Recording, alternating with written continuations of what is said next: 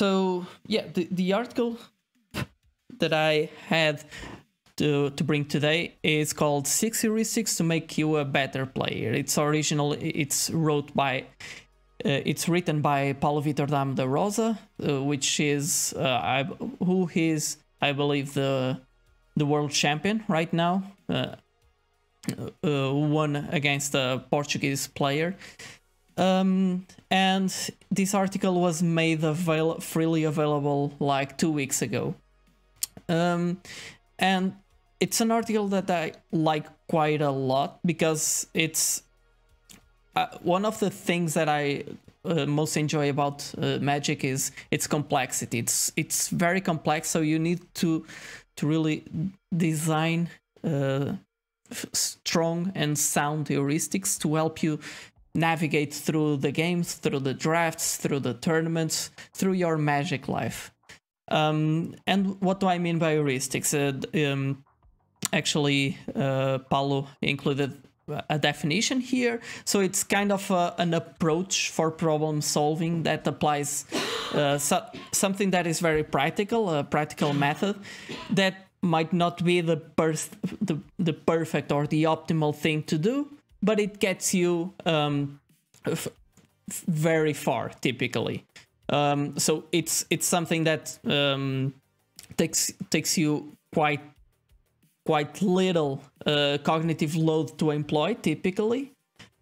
So it enables you to apply your cognitive load on top of the heuristic. So think about the heuristic gets you like to 80%, and then you just need to think about the remaining 20% of optimization, let's say.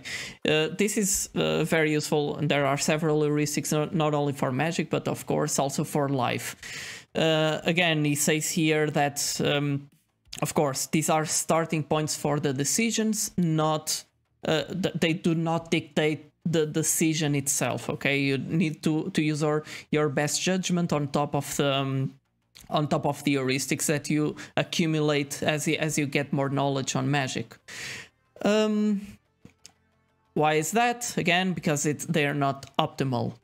So you need to instead of thinking constantly about the small low level decisions, you start thinking at high level, and you start thinking about when you should deviate from the heuristic or not. Okay, that altogether that enables you to preserve cognitive energy and apply it in the best way possible. And actually not draw that many games on tournament level or something like that, because typically you have 1 hour or something to do to finish a match of best of 3 against an opponent. Let's say you're playing standard, that's what you typically have, at least in your local game shop. So without further ado, let's start with the first. There are 6 of them here. It says here that you should first play a land, then attack, then cast a spell. This is a very straightforward heuristic.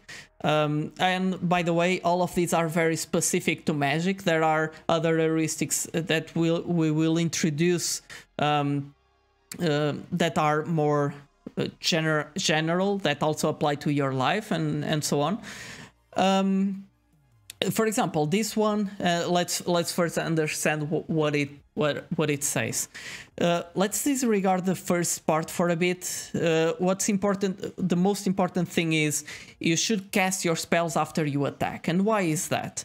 Because if you cast your spells before you attack, you'll be tapping mana. You'll be giving information about the cards that you have in your hand. So you won't be able to for example, signal that you have a pump spell or some kind of removal to use in combat or something like that. So typically it's much better to attack first and then play your cards. There's actually another reason for it. It's not only about minimizing the information that your opponent has before they do a decision, and it's also about maximizing the information that you have before you commit to a decision. After you attack, you are better aware about the priorities of your opponent. Did they block? Did they not? What's the current board state? Did they cast anything during combat to protect themselves? So you get more information after you attack. So you'll have a better idea of what spell to cast, or even if you want to cast anything at all. So this is actually the broad heuristic that is built into this specific one. It's this thing about maximizing the information that you have before you commit to a decision, and minimize the information that your opponent has before they commit to a decision. Okay. Regarding playing a land before attacking, this is not as straightforward as the other one. The other one is typically true, so you should 95% of the times attack before you cast spells, unless you want to, if you by casting your spell before attacking, for example, you're pumping your attacking creature, or you want to signal to your opponent that you're trying to do something, even though you might not be. Okay, so there are some caveats to this heuristic that are relatively easy to see. But regarding playing a land first, so let's say you have 7 cards in your hand, probably you should play a land first, because you're still signaling a lot of options in your hand. So your opponent still needs to be on the back foot. But playing a land like with 2 cards in hand, leaving just 1 card, unless you're signaling something specific, that's not really worth it. But again, why should you actually typically, like 60% of the time, 70% of the time, play a land before you attack? Because that opens up possibilities, right? You could represent a combat trick, or even a second combat trick if you already had enough lands, or even a different combat trick than you were signaling before. So your opponent needs to be aware if you're threatening a removal or a pump spell or something like that. Yeah, so that's basically it. But you need to weight that against having almost no cards in hand. So if you have 1 card in hand or something like that, the opponent is much safer. It's much more secure that you don't have anything else. And even if you do have the pump spell or the removal, they might want to push it out of your hand, because then you'll be completely out of resources. Conversely, you are less likely to actually play it, because you want to preserve your resources in your hand. Okay, so heuristic number 2. Sideboarded games are much more interactive than game 1. Okay, this really makes sense if you think about why is that. So again, typically, at least in tournament play and in local game stores and most formats, you play the best of 3. You play in a best of 3 matches in a series of them, and but initially you aren't really sure of what you'll face. Okay, it's really hard to prepare your main deck against all the potential strategies and have answers for all of them. So what's the best thing that you can do? You can be proactive. Okay, you can have a plan, a well-defined plan, and your main 60 cards should be really good at that plan, at employing that plan, and you should typically focus on doing that. On games 2 and 3, of course, you already know what's your opponent trying to do, what's its archetype or deck trying to do. Let me just close this. And no, notifications are really boring. Let's just turn off notifications. I don't want to be... No. Come on. No. Where is it? Where is it? Where is it? Where is it? Nowhere.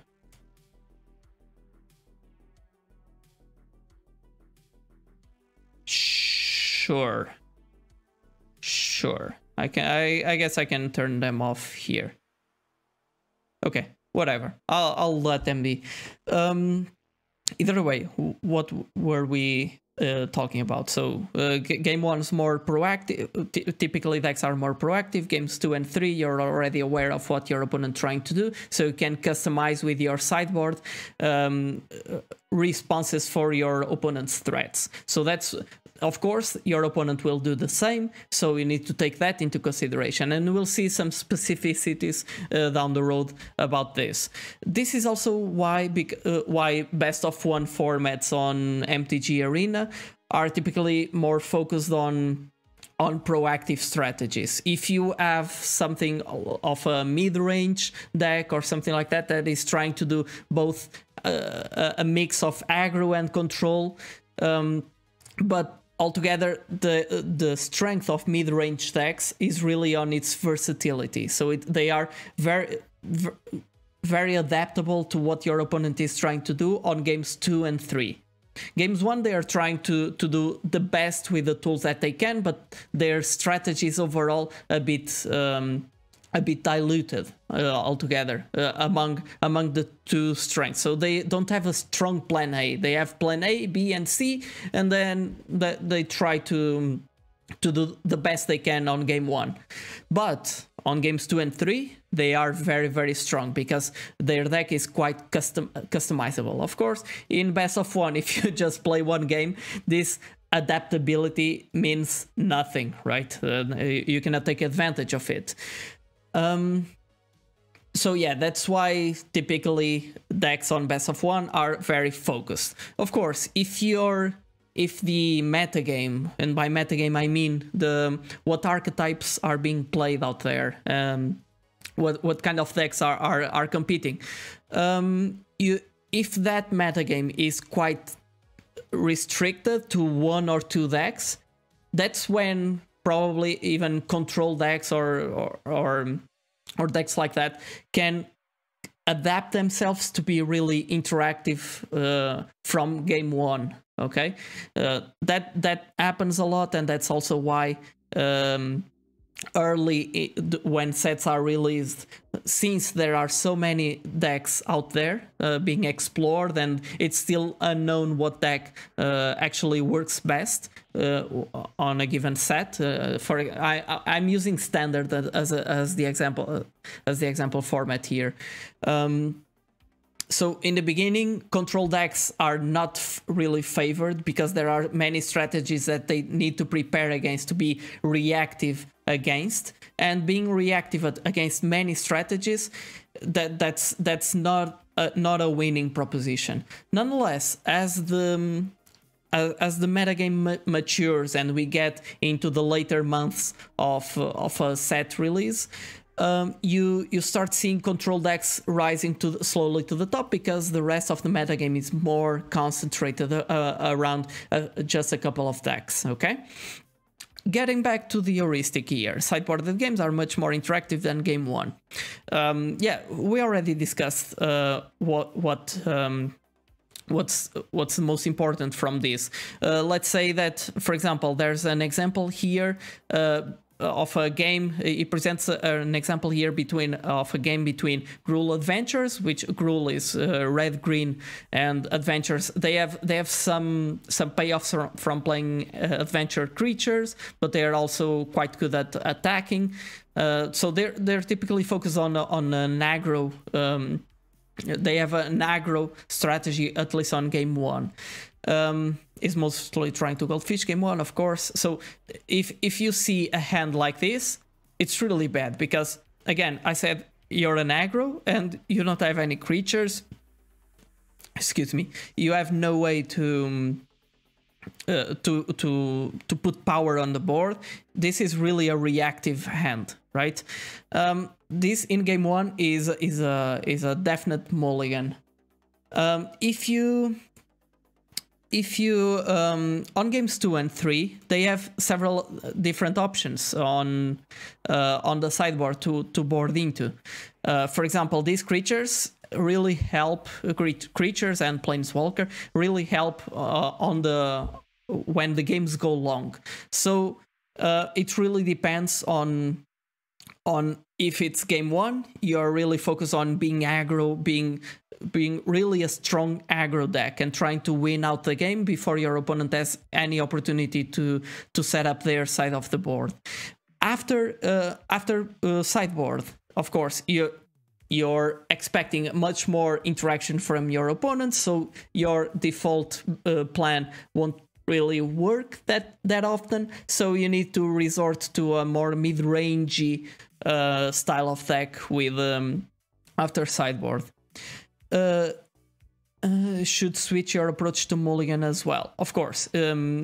After you sideboard, your deck strategy is also different. So as I said, you might with this Gruul deck you might even want to get into the late game. So even though this end is not great, it's still a reasonable end to get you in the late game. You have 2 reasonably good removal spells. This one is good, but it demands a bit more mana out of you, but still you have 4 lands. This will help you getting into the late game. It's not a good hand, as Paulo mentions, but it does stuff. It does stuff. Then there's a lot of exploration across other decks, but we'll jump right into heuristic number 3.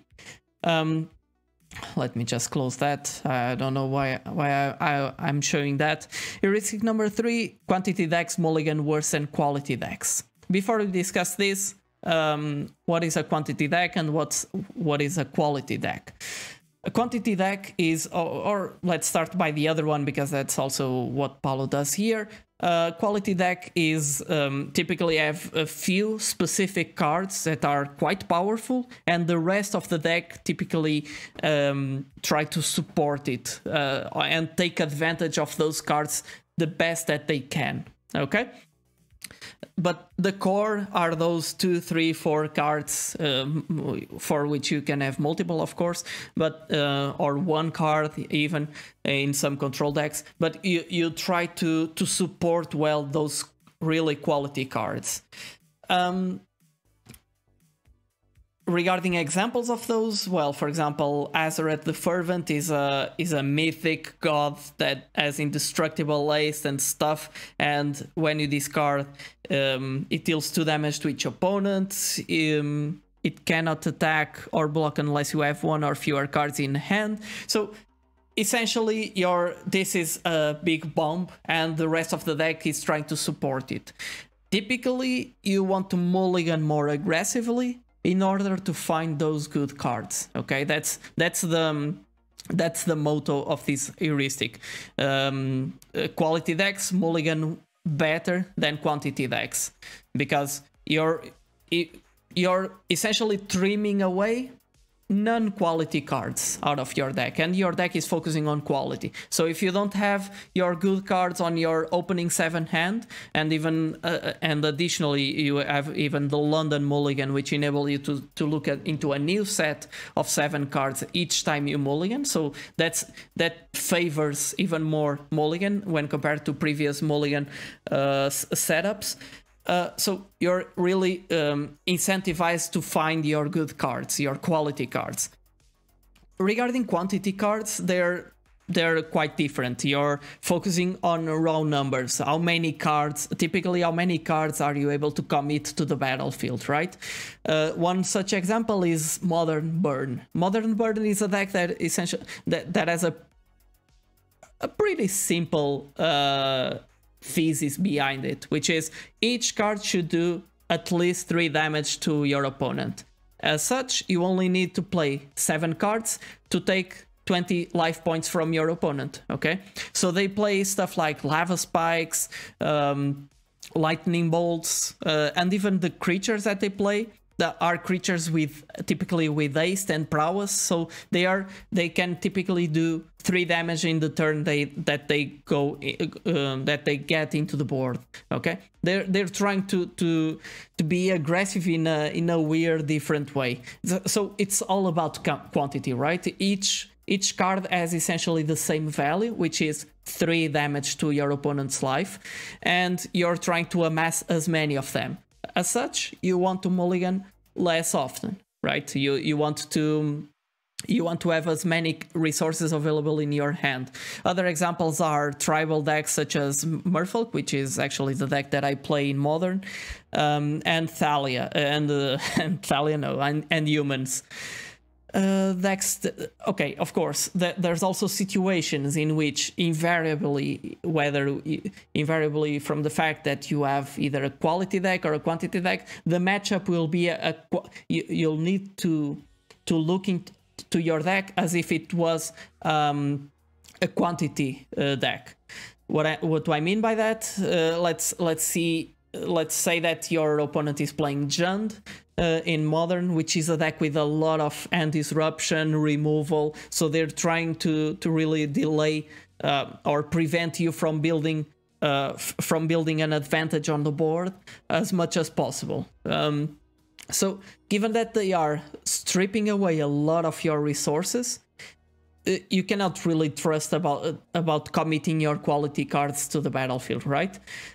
You need to turn into the quantity mindset and try to maximize the amount of resources that you have, and probably even try to commit your not as good cards before, so that they take those out as early as possible, or depending on what's the kind of disruption or removal that you're expecting, you might want to play your best cards as early as possible so that they don't hand disrupt them away. Okay, so that's an example. It is useful because you don't need to think through the situation every time. Of course, that's the purpose of heuristics, right? As we mentioned before. Heuristic number 4. In a mirror match, the person on the play should stick to their proactive game plan. The person on the draw will be forced to react. Okay, so what does Paulo mean by this? A mirror match is essentially a game where both players are playing a variation of the same archetype of deck. Okay, so they typically have the same strategy going into game 1. Okay, the person on the play has typically the advantage because they are 1 turn ahead, right? One turn ahead from their opponent. So they are the ones that are able to employ plan A, and unless they stumble a lot, the person on the draw, so playing second, they won't be able to employ their plan A as often, right? If both players are employing their deck's plan A, and given that this is a mirror match, the person on the draw, the player on the draw, will always be 1 step behind. Okay. The person on draw doesn't have that option. So what do they need to resort to? They need to resort to being reactive. They need to ensure that the opponent stumbles at some point, right? They need to disrupt the plan A from the opponent, and so that you can now jump ahead and altogether improve your chances of winning the game. Okay, so there's an example here, an interesting one, also using the Gruul Adventures deck.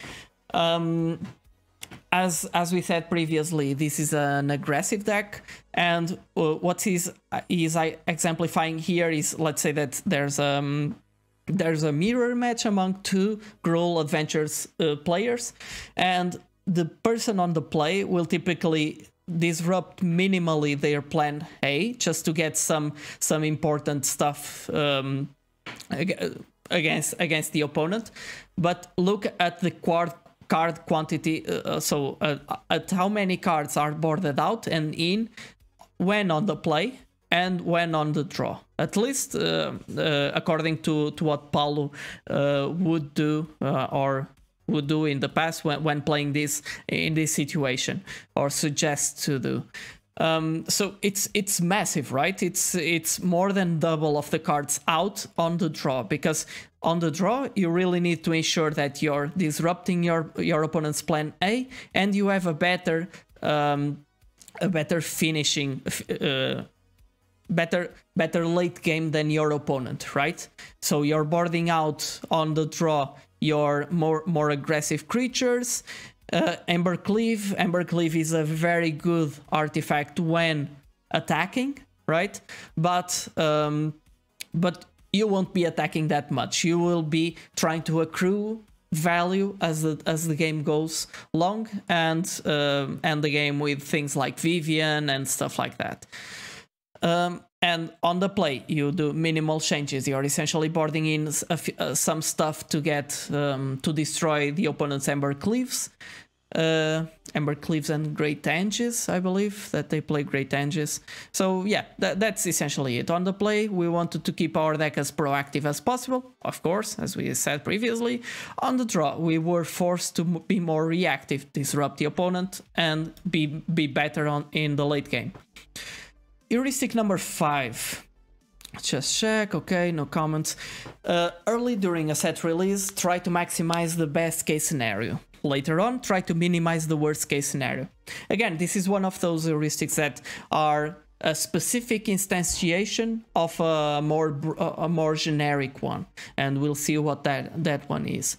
So, focusing on the heuristic itself, what we want to take out of it is really, when a set is released, there's a lot of new cards, a lot of new possibilities for deck building, right?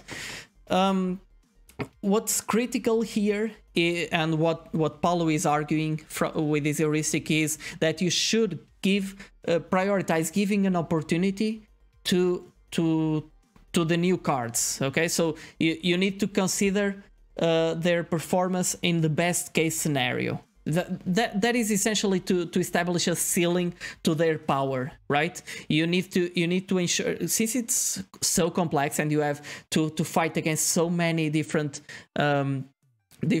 situations, board game states, and so on. You should have some way to rank strategies from the get-go, right? And so he argues on trying to first try to assess the best case scenario performance for a given strategy, and only then try to fix for its issues, for its worst cases. Because let's say that there's an awesome strategy with a new mythic rare that build around that comes out on the new set, but it's an artifact, and there's a lot of artifact 8 going around. If you jump into decision that card isn't good because there's a lot of artifact 8 going around in the meta, you're not really understanding what's its potential, okay? And secondly, you're not even giving a chance to that strategy to play well to play well in its worst case scenarios, right? So what it says here, if the card isn't good enough, even when everything is stacked in its favor, you can dismiss it outright. Okay, so this is the thing. If the ceiling is too low, you can already exclude it. But if you just look into cards from the floor and compare floors for cards, you might be picking the strategy that have a high floor, so it doesn't have too many worst case scenarios, but it also has very little best case scenarios. The gap might be minimal. Okay, so you are looking to play with strategies that have a reasonably high ceiling, floor, I guess, but also have a high ceiling, so the gap should be higher. If it is good enough in the best case scenario, then we should change our perspective and try to make sure that the worst case scenarios aren't as bad. So we try to minimize the worst case scenarios. Try first to increase the ceiling as much as possible, then to raise the floor as much as possible too. Okay? That way you have a better comparison. So this is essentially what is arguing here. And again, the broader heuristic that this, or mental model, which is something akin of an heuristic, the mental model that this corresponds to is the exploration exploitation trade-off. This is also common in reinforcement learning, but let's not care really about that. But this is also applicable to everyday life. Let's say that you're picking restaurants in a new city that you moved into. First, you won't likely commit to the first restaurant that you try, right? It might be really good, but you might be missing out on a lot of other possibilities. It's the same thing even for when you're in high school and you're trying to assess, okay, what college degree or what professional degree or something like that should I enroll into in my future? You should try to assess some possibilities, like, so explore, and then you start narrowing down and exploit the possibilities that you explored before. Okay. This is a slight, there's a balancing act here, right, between exploration and exploitation, but you should prioritize exploring in the early moments, and then try to exploit the possibilities, the options that you found.